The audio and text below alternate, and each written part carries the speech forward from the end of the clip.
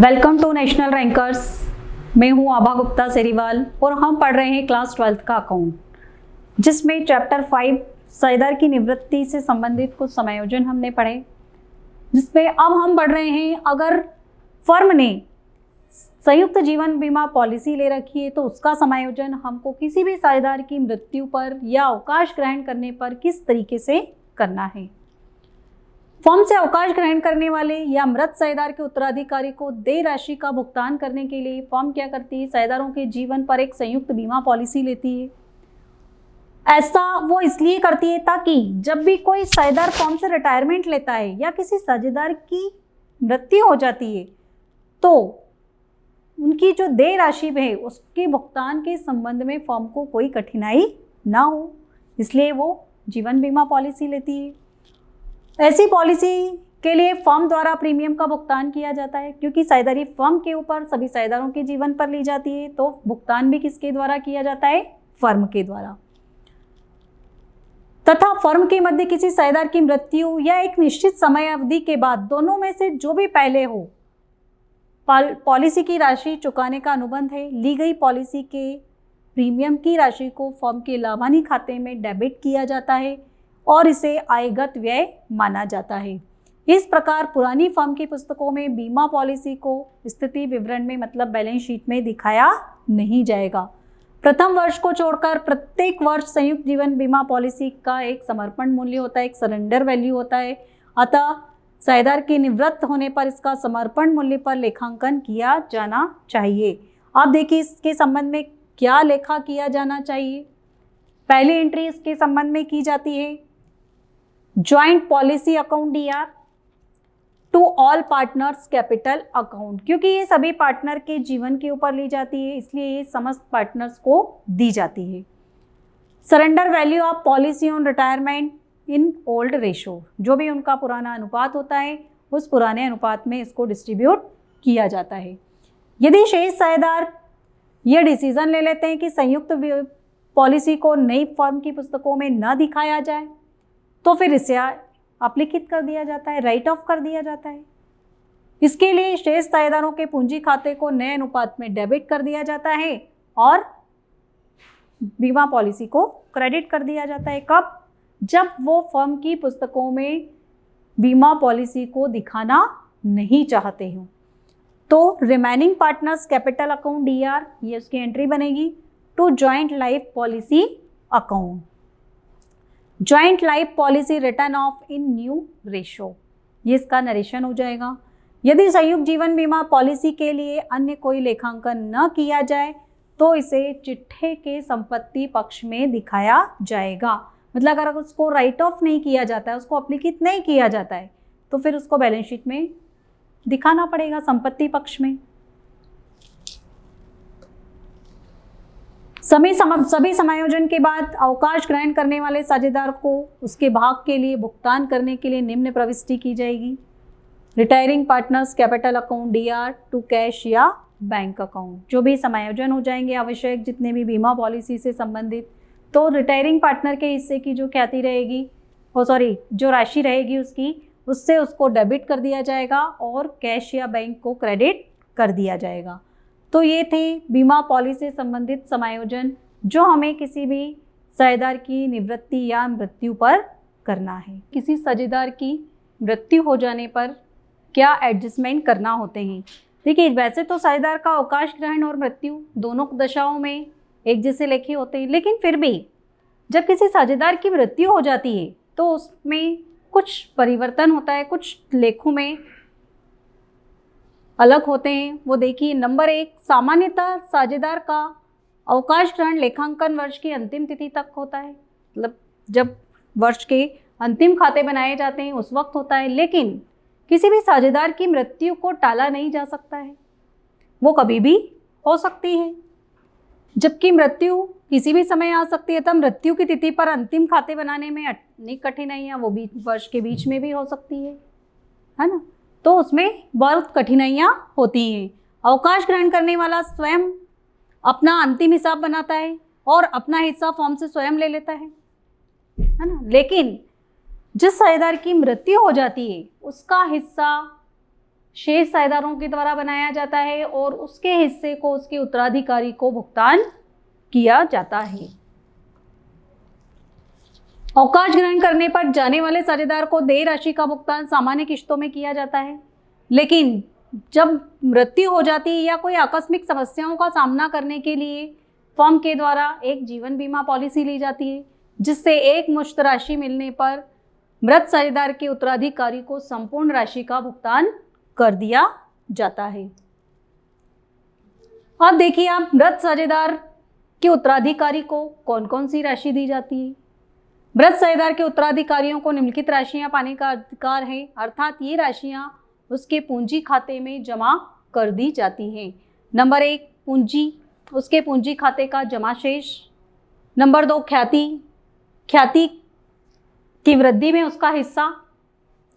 पूंजी पर ब्याज, यदि साझेदारी संलेख में पूंजी पर ब्याज देने का प्रावधान है तो उसकी पूंजी पर दिया जाने वाला ब्याज।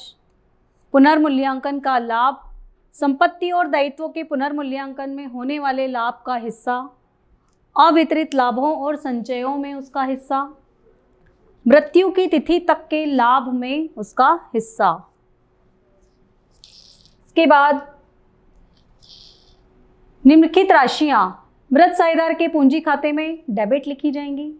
इसके पहले जो हमने देखी वो उसको दी जाने वाली राशियां हैं जो उसके कैपिटल अकाउंट में क्रेडिट होंगी, और ये वाली जो राशियां हैं ये उससे ली जाएंगी जो उसके पूंजी खाते में उसके कैपिटल अकाउंट में डेबिट की जाएंगी।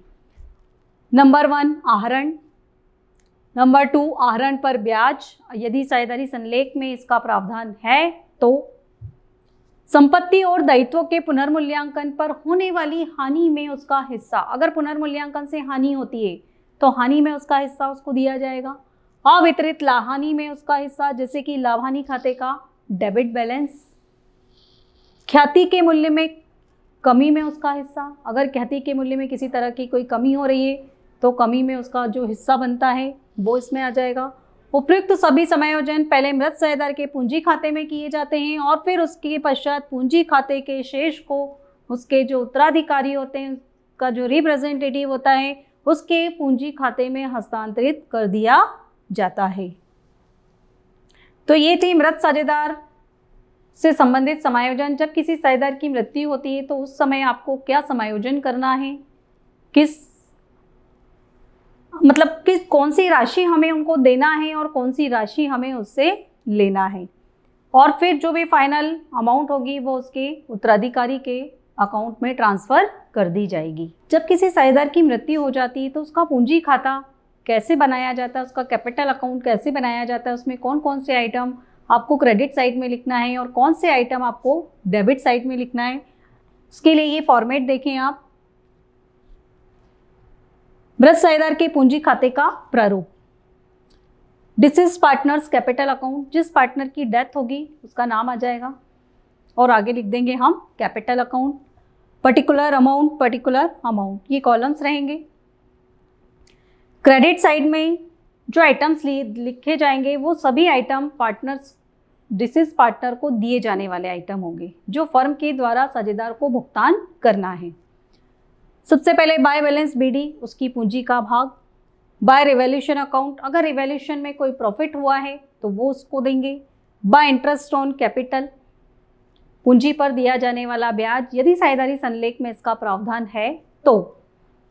बाय सैलरी एंड कमीशन, अगर उसमें उसको दिया जाता है। बाय रिजर्व फंड, अगर फर्म के पास कोई रिजर्व फंड है जो साझेदारों के बीच में बांटा नहीं गया है तो उसमें उसका हिस्सा।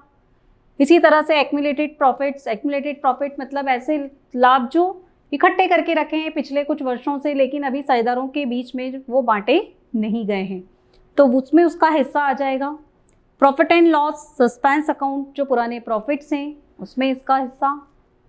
Gaining partners capital, share of goodwill, अगर गुडविल में उसका कोई शेयर है तो वो आ जाएगा। और अगर फर्म ने सभी पार्टनर्स के ऊपर जॉइंट लाइफ पॉलिसी ले रखी है तो वो इसमें आ जाएगी। इसके बाद डेबिट साइड में फर्म को जो साझेदार से लेना है वो राशियां लिखी जाएंगी, जैसे कि to drawing, interest on drawing, profit and loss, to profit and loss suspense, share of loss, revolution account, goodwill account, deceased partner executor account, ये बैलेंसिंग फिगर है। जब एक बार क्रेडिट की सारी अमाउंट लिख दी जाएंगी तो उसकी टोटल लगा देंगी, टोटल में से ये सब जो भी उससे लेना है वो माइनस करने के बाद जो फाइनली अमाउंट बचेगा वो उसके एग्जीक्यूटर, उसके उत्तराधिकारी को भुगतान की जाने वाली राशि कहलाएगी। तो ये था फॉर्मेट इसका। अब हम देखिए कि मृत्यु की तिथि तक का लाभ किस प्रकार निकालेंगे। जब किसी साझेदार की वर्ष के दौरान, वर्ष के बीच में ही मृत्यु हो जाती है, अंतिम खाते बनाने से पहले ही, तब आपको लाभ की राशि किस तरीके से निकालना है। किसी वर्ष में साझेदार की मृत्यु होने पर वर्ष की प्रारंभिक तिथि से साझेदार की मृत्यु की तिथि तक का लाभ किस प्रकार ज्ञात किया जाए, यह सब साझेदारी संलेख में दिया जाता है। लाभ की गणना करने का यह एक उपाय यह होता है कि उक्त तिथि पर अंतिम खाते बनाए जाएं। लेकिन यदि अंतिम खाते बनाना संभव नहीं हो तो इन दो विधियां हैं इसकी, उसमें से फर्म चाहे तो कोई सी भी विधि अपना सकती है। नंबर 1, समय के आधार पर लाभ की गणना। जब साझेदारी का व्यवसाय इस प्रकृति का हो जहां वर्ष भर एक समान दर से लाभ मिलता हो, मतलब पूरे वर्ष में एक जैसा लाभ होता हो, तो इस विधि से लाभ की गणना की जाती है। इसके लिए पिछले कुछ वर्षों का लाभ, औसत लाभ निकाल लिया जाता है और फिर निम्नांकित सूत्र से लाभ की गणना कर ली जाती है कि मृतक साझेदार का लाभ बराबर मृतक साझेदार वर्ष की प्रारंभिक तिथि से मृत्यु की तिथि के दिन या माह जो भी है इंटू औसत लाभ इंटू मृतक साझेदार का भाग, अपॉन में आ जाएगा 365। अगर दिन के हिसाब से लिया है हमने तो 365 आ जाएगा और मंथ में लिया है तो 12 आ जाएगा। इस तरह से आप मृतक साझेदार के हिस्से की लाभ की राशि को निकाल सकते हैं। एक तो ये हो गई समय के आधार पर। अब दूसरी विधि है हमारी बिक्री के आधार पर लाभ की गणना। जब वर्ष द्वारा कमाए जाने वाले लाभ की राशि वर्ष भर एक जैसी ना हो तो पिछले कुछ वर्षों के औसत लाभ या औसत बिक्री के आधार पर मृत्यु की तिथि तक का लाभ निकाला जाता है। तो उसके लिए ये सूत्र लगता है, मृतक साझेदार का लाभ बराबर वर्ष की प्रारंभिक तिथि से मृत्यु की तिथि तक का विक्रय इंटू औसत लाभ इंटू मृतक साझेदार का भाग और अपॉन में औसत विक्रय। जो भी उनका एवरेज सेल्स है और एवरेज उनकी जो औसत बिक्री है वो नीचे लिख दी जाती है और मृतक साझेदार के हिस्से के लाभ की राशि निकाली जाती है। ये तो हो गई इसके हिस्से की लाभ की राशि निकालने की। अब जो मृत साझेदार को देय राशि का भुगतान है वो किस प्रकार करना है। जिस प्रकार से निवृत्त साझेदार को अवकाश प्राप्त साझेदार को दी राशियों का भुगतान किया जाता है, उसी तरह से मृत साझेदार को भी उसकी देय राशि का भुगतान उन्हीं विधियों से किया जाता है। ये हम पहले पूर्व में पढ़ चुके हैं।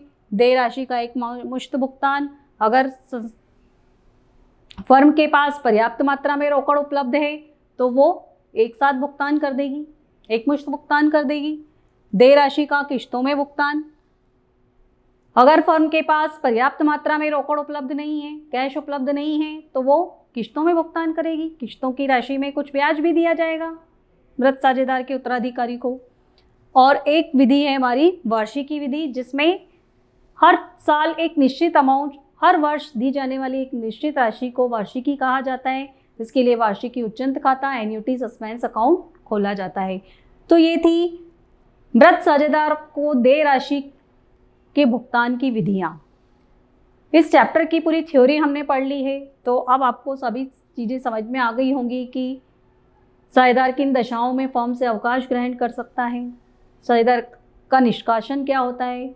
जरूरी नहीं है कि वो अपनी मर्जी से ही जाए। अगर वो जानबूझकर लापरवाही करता है जिसके कारण फर्म को हानि उठाना पड़ती है तो फर्म के अन्य साझेदार उसको लिखित नोटिस देकर फर्म से हटा भी सकते हैं। फिर जब कोई साझेदार फर्म से रिटायरमेंट लेता है तो उस समय उसकी क्या पोजीशन होती है, उसकी वैधानिक स्थिति क्या होती है, ख्याति का मूल्यांकन किस प्रकार किया जाता है, संपत्ति और दायित्वों का पुनर्मूल्यांकन होता है। इसके बाद उनके लाभ विभाजन के अनुपात में परिवर्तन होता है और उसके बाद में जो साझेदार रिटायरमेंट ले रहा है, अवकाश ले रहा है, उसकी देय राशि की गणना की जाती है और देय राशि की गणना करने के बाद उसे किन विधियों से भुगतान करना है ये देखा जाता है। तो ये पूरी प्रोसीजर था किसी भी साझेदार के अवकाश ग्रहण या निवृत्ति और मृत्यु पर जो अभी हमने पढ़ा। Thank you.